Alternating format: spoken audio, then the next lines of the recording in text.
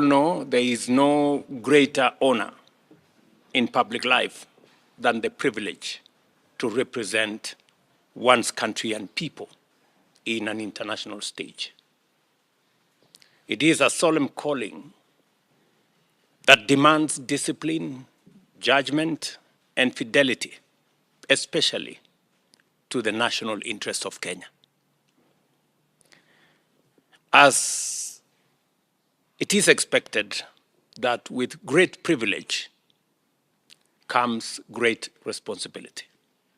You will be Kenya's representatives in different capitals around the world, and you are expected to steadfastly safeguard our national interest and also foster strong, mutually beneficial relations with friendly nations in pursuit of our foreign exchange, foreign relations objectives.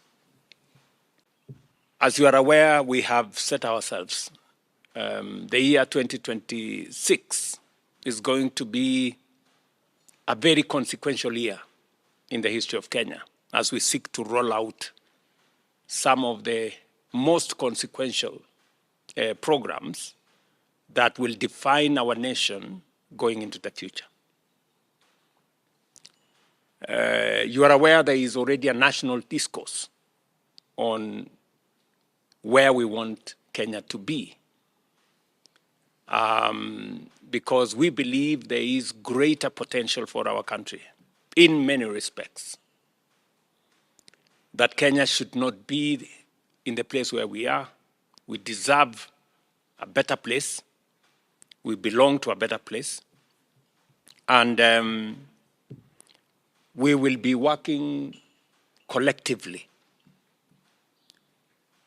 those of us serving within the Republic and those of us serving outside Kenya, towards a common goal of elevating the status of our country to a first world country. I believe, and I am convicted, that it is a possibility that is achievable. We have just rolled out infrastructure, policy infrastructure that is going to support our quest to move Kenya to the next level. Cabinet did approve, just before we went for Christmas, two very consequential